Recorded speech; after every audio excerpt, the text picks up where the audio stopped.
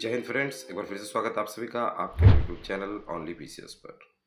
तो दोस्तों, आज हम स्टार्ट करने वाले हैं मध्यकालीन भारत के इतिहास से संबंधित एक महत्वपूर्ण टॉपिक्स, राजा कृष्णदेव राय। जी हाँ दोस्तों, हम यहाँ विजयनगर साम्राज्य को नहीं पढ़ेंगे, बल्कि हम पढ़ेंगे राजा कृष्णदेव राय के बारे में टू द पॉइंट वे में, जो सीधे आपके एग्जाम से संबंधित है। वीडियो काफी छोटा होगा लेकिन उतना ही महत्वपूर्ण होगा। ठीक है, तो चलिए स्टार्ट करते हैं। पहला पॉइंट आपको पता होना चाहिए, विजयनगर साम्राज्य के शासक कृष्णदेव राय किस वंश से थे? तो कृष्णदेव राय तुलुप वंश से थे। किस वंश से दोस्तों? तुलुप वंश। आइए देखते हैं नेक्स्ट पॉइंट।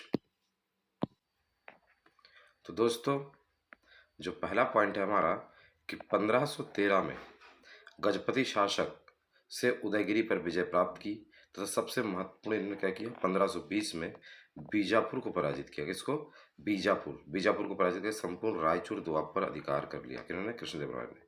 नेक्स्ट पॉइंट है दोस्तों, बहमनी सुल्तान महमूद शाह को कारागार से मुक्त किया और उनको बीदर के राजगद्दी पर बिठाया। किसके? बीदर के राजगद्दी पर महमूद शाह को बैठाया। किन्होंने? कृष्णदेव राय ने। बहुत महत्वपूर्ण काम है इनके जीवन का। ठीक है, कई प्रकार से प्रश्न यहाँ पूछा जाएगा, आपसे ध्यान रखना है। नेक्स्ट है, पुर्तगालियों से इनका अच्छे संबंध थे। ठीक है, कारण था बीजापुर से शत्रुता पुर्तगालियों की और घोड़े की आपूर्ति। ठीक है, घोड़ों की आपूर्ति पर इन्होंने एकाधिकार कर रखा था। पुर्तगाली से इन्होंने कह दिया था कि घोड़े केवल इन्हीं को बेचा जाए, बीजापुर को नहीं।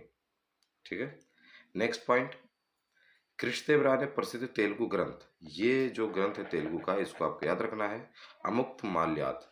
अमुक्त माल्यात ये किसने लिखा है? कृष्णदेव राय ने। सीधे आपसे पूछा जाएगा इस पुस्तक के रचनाकार कौन है, इस पुस्तक को किसने लिखा? तो आपको ध्यान रखना है, अमुक्त माल्यात किसने लिखा है? कृष्णदेव राय ने लिखा है, ये आपको ध्यान रखना है।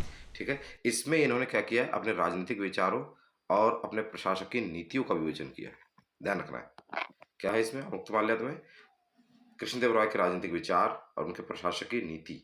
ठीक है, और महाराज कृष्णदेव राय कहते स्वयं एक बहुत बड़े विद्वान थे, विद्या के प्रेमी थे और विद्वानों के संरक्षण होने के कारण इनको अभिनव भोज के नाम से जाना जाता है। आपको ये पॉइंट ध्यान रखना है। किस नाम से? अभिनव भोज। ठीक है, आइए देखते हैं अगला पॉइंट। तो दोस्तों, उनका जो शासनकाल था कृष्णदेव राय का, वो तेलुगु साहित्य का क्लासिक युग माना जाता है, अर्थात तेलुगु साहित्य का स्वर्णिम युग। आप कह सकते जैसे गुप्त काल है ना हमारे भारतीय इतिहास का स्वर्णिम युग, वैसे तेलुगु साहित्य का स्वर्णिम युग क्या है? कृष्णदेव राय का शासनकाल। ठीक है, इनके दरबार में जो है 8 महान विद्वान रहते थे, जिन्हें अष्ट दिग्गज कहा जाता था। क्या कहते थे? अष्ट दिग्गज। तेनालीराम का नाम आपने सुना होगा, ये सब इसी में है। ठीक है, इसी कारण से इनको आंध्र भोज भी कहा जाता है। क्या कहते हैं दोस्तों? आंध्र भोज। इनको दो नाम से जाना जाता है, एक है अभिनव भोज, ठीक है, और एक आंध्र भोज। ये दोनों क्वेश्चन है, आपको ध्यान रखना है। नेक्स्ट है, पुर्तगाली यात्री डोमिंगो पायस और डुआर्ट बारबोसा ने इनके शासनकाल में विजयनगर की यात्रा की। बहुत महत्वपूर्ण है, विजयनगर की यात्रा करने वाले 2 पुर्तगाली यात्री कौन कौन दोस्तों? डोमिंगो पायस और डुआर्ट बारबोसा। ध्यान रखना है, महत्वपूर्ण है ये। ठीक है, ये डोमिंगो पायस ने विजयनगर की तुलना रोम से की है। किससे दोस्तों? रोम से की है, आपको ध्यान रखना है। ठीक, नेक्स्ट पॉइंट दोस्तों महत्वपूर्ण है, बंजर एवं जंगली भूमि को कृषि योग्य बनाने का इन्होंने प्रयास किया। ठीक है, और विवाह कर जैसे अलोकप्रिय कर को इन्होंने समाप्त किया। देखिए, विजयनगर साम्राज्य में बहुत टाइप का टैक्स लिया जाता था। ठीक है, तो आपको एक मोटा मोटी कॉन्सेप्ट ध्यान रखना है, कृष्णदेव राय ने बहुत सारे टैक्स को खत्म कर दिया जो बेकार के टैक्स थे। फॉर एग्जाम्पल, यहाँ विवाह के टैक्स, ठीक है, विवाह करने पर टैक्स लगता था, उसको उन्होंने खत्म कर दिया। ठीक है, आइए देखते हैं अगला पॉइंट। दोस्तों, बाबर ने अपनी आत्मकथा बाबरनामा में कृष्णदेव राय को भारत का सबसे शक्तिशाली शासक बताया है। ध्यान रखना है, बाबर ने अपनी आत्मकथा में कृष्णदेव राय के बारे में लिखा है और इनको भारत का सबसे शक्तिशाली शासक बताया गया है।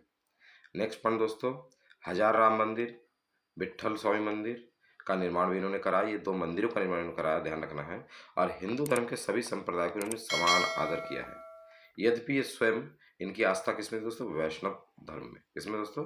वैष्णव धर्म में इनकी आस्था थी, आपको ध्यान रखना है। ठीक है, तो इस प्रकार से टू द पॉइंट वे में हमने देखा है। इस वीडियो को आप एक 2 बार और देख लीजिए, कृष्णदेव राय से संबंधित कोई प्रश्न आपसे नहीं बचेगा।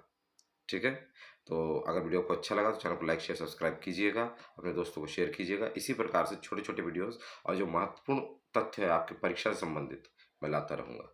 वीडियो को पूरा देखने के लिए आपका धन्यवाद।